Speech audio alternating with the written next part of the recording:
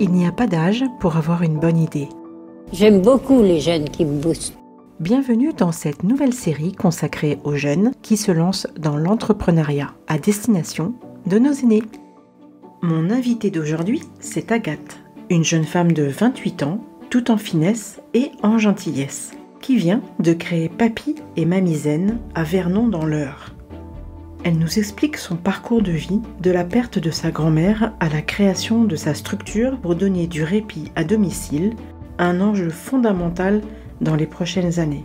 Le répit à domicile pour les aidants, on ne reviendra pas dessus, c'est une évidence. Mais comment s'organiser dans l'urgence ? Qui appeler ? Qui est capable de nous épauler dans les moments les plus difficiles pour prendre des décisions ? Je suis donc allée poser des questions à Agathe, qui connaissait parfaitement le déroulé des défis à relever.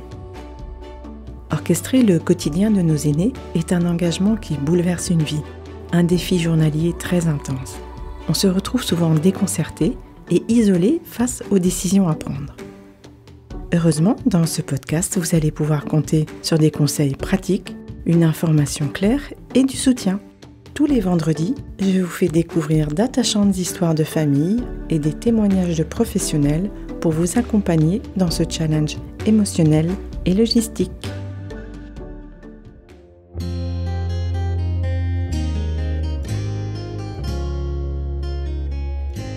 Bonjour Agathe, je suis très contente de t'avoir en direct aujourd'hui pour parler de ta société que tu es en train de mettre en place qui s'appelle Papy et Mamie Zen. Je vais te laisser te présenter.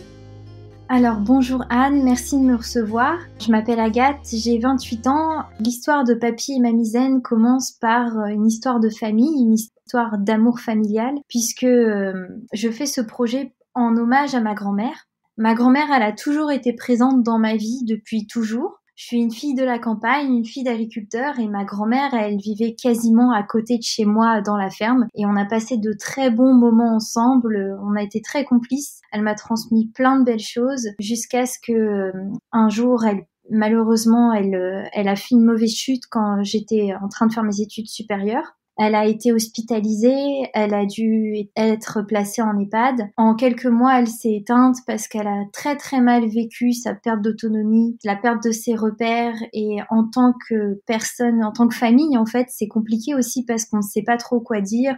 On ne sait pas comment répondre à ces questions. Elle avait des moments aussi de délire, d'hallucination où elle me demandait où était sa mère, où était sa sœur. Elle savait toujours qui j'étais, mais elle ne se rappelait. Il y a plein de choses qui lui échappaient. En tant que famille, on ne sait pas quoi lui répondre. Donc c'était assez déroutant et c'était très douloureux comme fin de vie. Pour elle, c'était très douloureux, mais pour nous aussi. Et j'ai vécu sa disparition vraiment très douloureusement. Et je me suis dit, alors que j'étais vraiment à la toute fin de mes études, je finissais un master entrepreneuriat dans une école de commerce, que un jour je ferais un projet pour elle, un projet pour toutes les personnes qui, comme elle, auraient préféré rester à domicile le plus longtemps possible, sans savoir quand j'allais vraiment le faire, ni quelle forme ça prendrait. Alors, j'ai terminé mes études. J'ai eu mon premier travail, je travaillais à la direction entrepreneuriat de l'école polytechnique, où j'accompagnais des jeunes porteurs de projets à réaliser leur propre projet d'entreprise, leur projet de vie.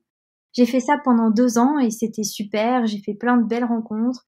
Je leur ai parlé aussi de mon envie de faire un projet pour les personnes âgées. Et de fil en aiguille, de rencontre en rencontre, j'ai aussi discuté avec des soignants et je me suis rendu compte qu'il y avait plein de choses que je connaissais pas et je me sentais pas légitime à lancer tout de suite quelque chose sans expérience sur le terrain. Alors au bout de 2 ans, j'ai dit au revoir à l'école polytechnique et je me suis lancée dans une nouvelle aventure. J'ai suivi une formation accompagnant éducatif et social, qui est une formation qui est nouvelle, qui remplace aide médico-psychologique. Pendant 1 an, j'ai pu rencontrer des professionnels, des familles, j'ai pu travailler en accueil de jour avec des personnes qui avaient des maladies neurodégénératives, à domicile, j'ai pu travailler aussi en résidence autonomie. Donc autant de publics et d'histoires que j'ai pu confronter. Et ça m'a donné l'ébauche de mon projet qui a donné naissance aujourd'hui à la société Papy Mamie Zen. Et à l'époque, tu n'étais pas du tout sur ta région d'origine. Non, parce qu'effectivement, l'école polytechnique, elle est à Palaiseau dans le 91 et moi, je vivais à Paris. Et j'ai choisi de revenir en Normandie, dans le département de l'Eure, qui est ma région d'origine, parce que je me sentais mieux à revenir chez moi, tout simplement. Voilà. Quel type de personnes tu as pu rencontrer? Quels autres métiers? Alors, j'ai pu rencontrer dans un premier temps des soignants qui ont monté des projets comme moi, mais dans d'autres régions de la France et qui ont ce point commun-là d'avoir été infirmière ou ambulancière. Ou, vous voyez, des personnes qui sont vraiment en contact avec les familles et qui ont pu me parler de ce qui se passait sur place, des conditions qu'il y avait. J'ai pu rencontrer des familles, j'ai pu rencontrer des aidants. Ce que j'ai constaté, c'est qu'il y avait beaucoup de détresse. La détresse que j'ai ressentie, elle est pas ma détresse propre. Il y a d'autres personnes, d'autres familles qui souffrent et qui sont dans le désarroi.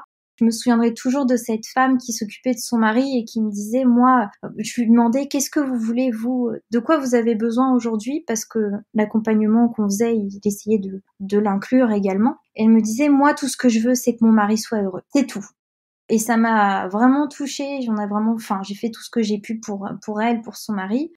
J'ai rencontré un autre couple encore différent, un monsieur qui a eu un AVC et qui était en fauteuil roulant. Adorable. C'est sa femme qui s'occupait de lui, sauf que au bout d'un moment, sa femme s'est rendue compte, à force de pas prendre du temps pour elle, elle avait un cancer en phase terminale. Elle a dû être hospitalisée et mettre son mari en EHPAD. Je me suis rendu compte en discutant avec mes collègues que c'était pas du tout, malheureusement ça arrive. Et c'est fréquent, oui, que c'est fréquent. Voilà. Il y a quand même un aidant sur 3 qui meurt avant son aidé, ce qui est absolument énorme. Je me suis dit qu'il fallait absolument que mon projet, il inclue la famille dans l'accompagnement parce qu'on doit lui donner les clés pour justement mieux accompagner son proche. On lui demande pas d'être un aidant professionnel, mais on peut l'aider à comprendre des attitudes, des choses qu'elle peut laisser faire à la personne. Par exemple, quand tu vas dans les familles, tu vas rencontrer des gens comme ça pour les accompagner. Tu te retrouves avec la famille, mais tu te retrouves aussi avec toute une équipe. Il peut y avoir des infirmières, les kinés, tous les gens qui gravitent autour d'eux. Oui, exactement. Alors, pour être transparente, quand on a un premier entretien avec une famille, on n'a pas tous les professionnels parce ils gravitent en fait, donc ils sont de passage à certaines heures. On sait qu'ils sont là et on essaye de collaborer avec eux. Là encore, je trouve qu'il y a des choses qu'on peut faire en plus pour qu'il y ait davantage de collaboration entre chaque professionnel, que vraiment on sache que la personne elle va bien ou pas bien. Je trouve que c'est important que tout le monde collabore pour vraiment permettre ce maintien à domicile. Tu as dû entendre un de mes épisodes avec l'accompagnatrice à domicile ou l'animatrice à domicile et où elle laissait un carnet de liaison, par exemple.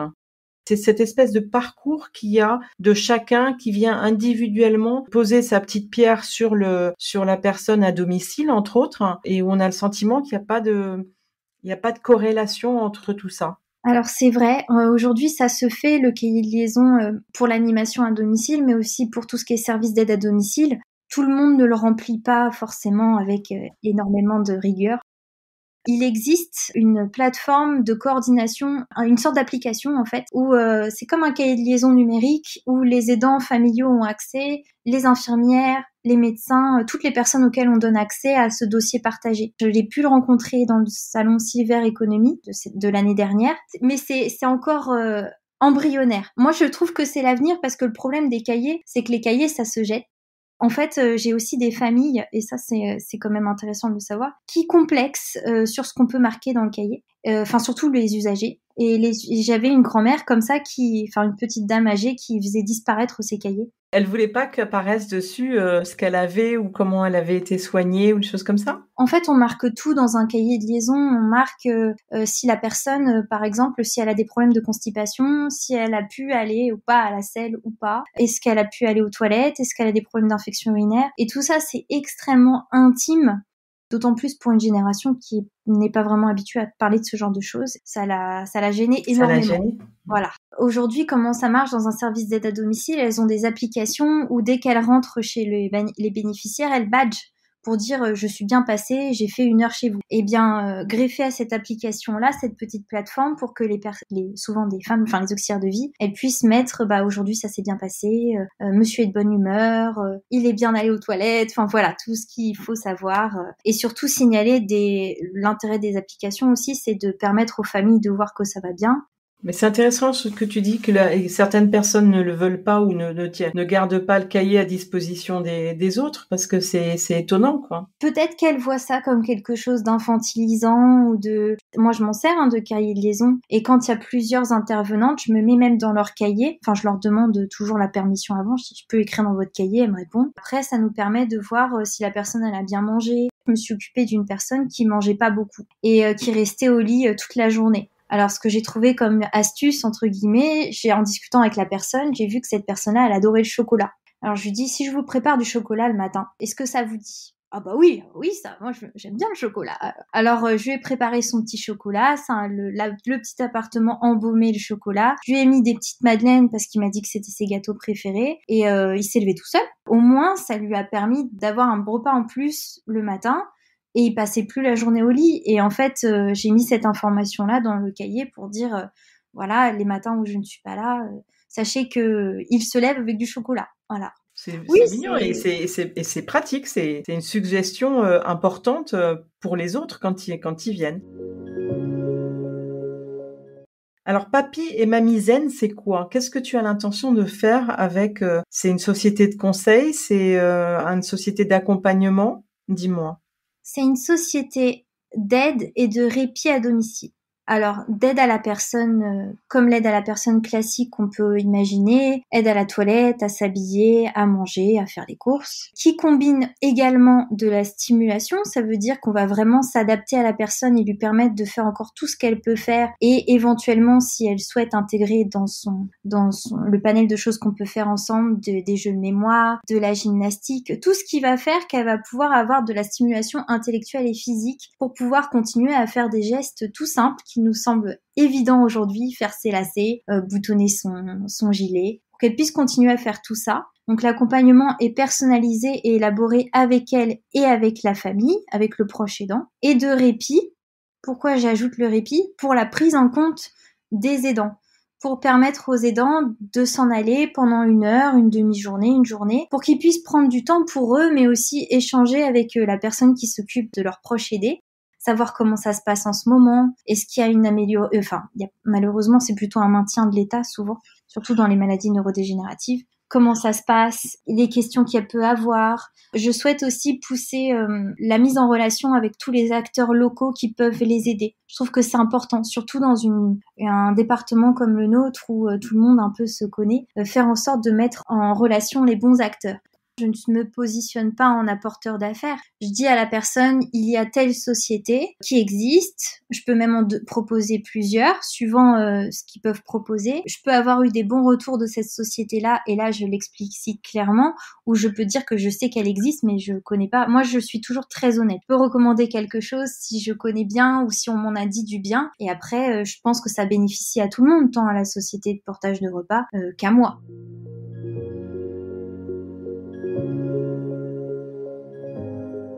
Pendant le premier rendez-vous, parce qu'on a un premier contact par téléphone et après je me rends chez la personne, je fais une sorte de diagnostic de la situation, mais qui va au-delà même de l'aide à la personne et de la stimulation, puisque je vais aussi regarder s'il y a des dispositifs qui peuvent être mis en place à la maison en termes d'ergonomie. Est-ce qu'il n'y a pas des choses qui peuvent être mises en place qui sont pas si chères que ça, qui peuvent aider au maintien à domicile, des choses qui peuvent être aussi mises sous ordonnance, parce que je me rends compte aussi qu'il y a beaucoup de familles qui ignorent que les médecins peuvent prescrire un certain nombre de matériels médicaux qui peuvent être indispensables. Donc faire ce diagnostic-là, aussi leur dire est-ce que vous souhaitez cuisiner? Est-ce que vous avez besoin d'un portage de repas? Est-ce que vous avez besoin de téléassistance, qui sont des services qu'aujourd'hui je ne propose pas, mais je sais très bien ce qui se passe dans mon écosystème et je peux très bien les rediriger, leur proposer. Alors il y a des choses que je vais leur proposer et il y a des choses que je vais fortement encourager, comme par exemple un lit médical si c'est nécessaire, parce qu'il en va de la sécurité du bénéficiaire,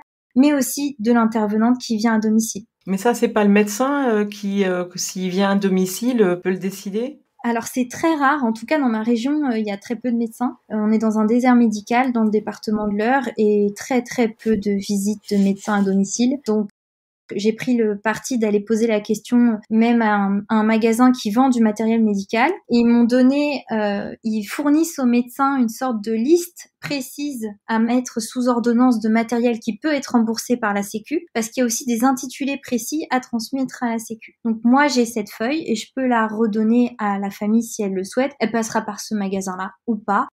Dans cette expertise-là, tu as des obligations particulières? Effectivement, la première étape, après le premier coup de fil, coup de téléphone pour que la personne m'expose ses besoins, on se rencontre, j'établis mon diagnostic, le devis et j'envoie également de la documentation, tout ce qui est livret d'accueil, règlement de fonctionnement. La personne, elle a le temps de lire tout ça à tête reposée chez elle. Une fois qu'elle aura accepté le devis, je pourrai lui envoyer un contrat de prestation où seront stipulées les journées d'intervention, les créneaux préférés, ce genre de modalités. J'ai pour objectif de vraiment pouvoir devenir un acteur important du territoire et peut-être même d'étendre mon modèle un petit peu plus dans la région, puis on sait jamais, soyons fous, au niveau national, parce que je crois vraiment en ce modèle et je pense qu'on a de plus en plus de besoins d'aide à la maison et c'est important d'avoir des acteurs engagés, pas que moi, il y en a bien d'autres évidemment, qui puissent accompagner de manière le plus personnalisée, le mieux possible, avec des soignants qui ont à cœur de faire ça aussi. Je trouve qu'il y a plusieurs choses très importantes dans l'accompagnement à domicile parce qu'aujourd'hui il me reste une grand-mère et si je devais lui envoyer quelqu'un, je ferais très attention. Qui est cette personne? Est-ce qu'elle aime vraiment faire ça? Quelles sont ses références? Est-ce qu'elle a un casier judiciaire? Enfin, est-ce qu'elle se sent bien avec la personne? Et est-ce que l'auxiliaire aussi se sent bien d'y aller?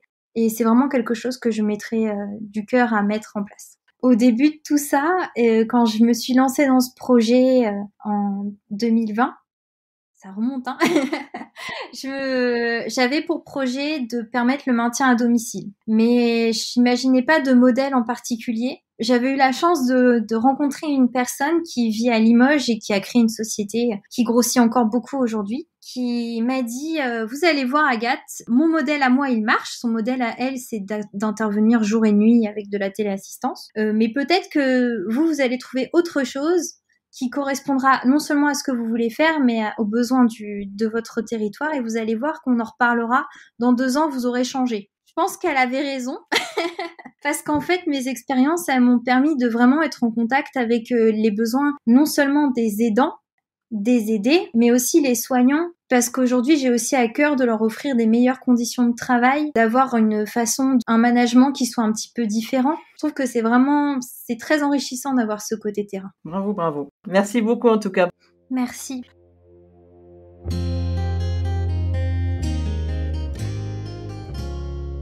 Papy et Mamie Zen est un SAAD, c'est-à-dire un service d'aide et d'accompagnement à domicile, qui a été créé pour venir en aide aux personnes âgées en perte d'autonomie, aux personnes en situation de handicap et de leurs aidants proches.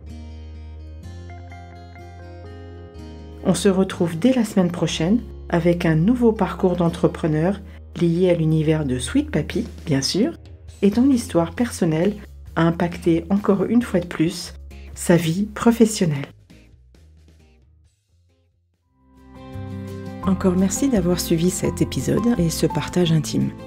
Si les thématiques abordées dans ce podcast vous ont intéressé ou vous êtes éventuellement concerné, retrouvez-moi également sur Instagram, Facebook ou contactez-moi par mail.